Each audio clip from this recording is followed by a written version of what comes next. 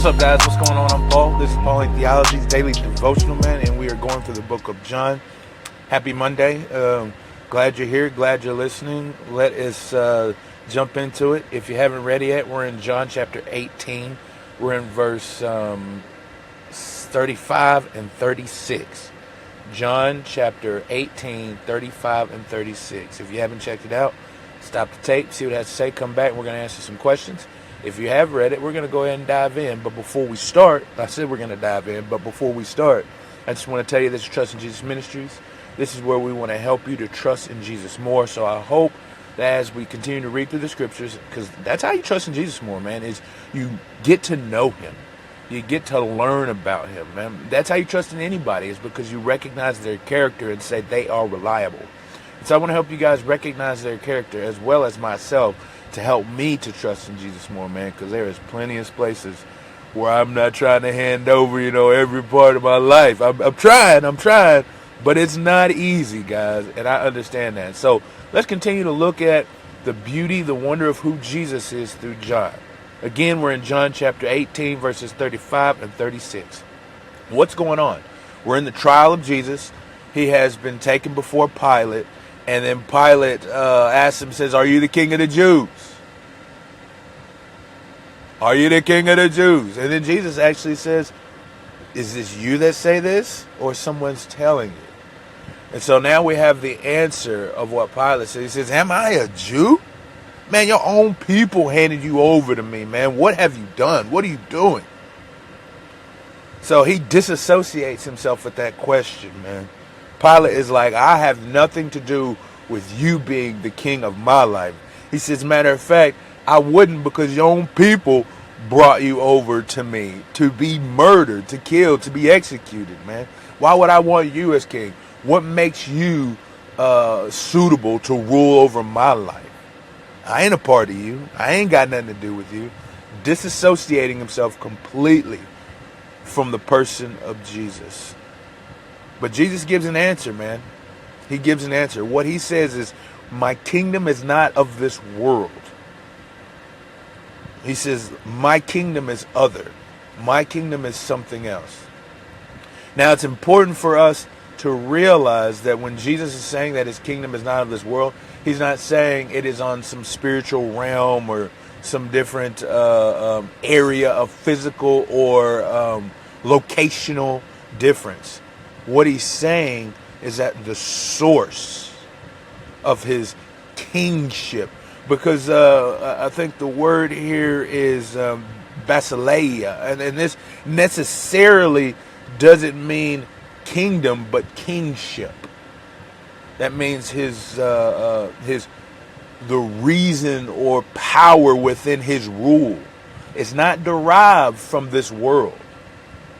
It's not derived from man or man's existence or their claim to say he's their king. None of this matters. What Jesus is saying is that his kingship is divine right, because he is the Son of God, the one in whom the world was created through. And then also, as we'll see later, is that it's also by divine sacrifice, because he gives his life for the world. This qualifies him. This is the source and for which his kingdom or his kingship is. So what does this say about God? That he is the reigning ruler by right. That Jesus is the king because he is the king. It is the creation of the world through him, the glory that he had with the Father before time, and then the sacrifice that he has made, or he has made for us now, but in the scriptures right now, in the story, he hasn't done it yet, but it is the sacrifice he's going to make which qualifies him and is the source for which his kingship is. What's this say about man? Is we have to make that decision. And this decision doesn't matter where creed, or what creed, what nationality, what ethnicity what gender. None of these categories matter in the decision that we have to make to see if Jesus is king. None of that matters. We have to make a decision to either A, be under the rule and reign of Christ, who is the glorified king, with his source being divine, or if we're going to rebel and make our own selves kings. How do we apply these truths to our lives?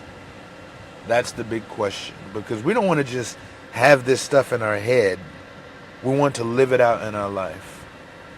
And so I think in order for us to do that, it's important for us to recognize, first off, the kingship of God already, that Jesus is king. And if we recognize that he is king no matter what, because in the end, if we try and rebel, he's still the king, and he's going to win. I read the end of the book. He's going to win. So we must submit ourselves to the kingship, no matter where you're at in life, what you're doing in life, whatever your status is. We must submit ourselves to the king. And the way that we do that today is, I believe we take that step to either A, actively, like that. I think it's a mental thing, to place him on the throne of our life. Actively place him on the throne of your life today. Pray and tell the Lord verbally that he is the Lord and King of your life. Knowing these things and recognizing them, say those words. I think speaking moves us to action. Speaking moves us to action. So today, that's what I want you to do, is just actively say, you are the king of my life. You are the king of my life. Hey, I appreciate you guys for listening, man. And I will see you in the next episode.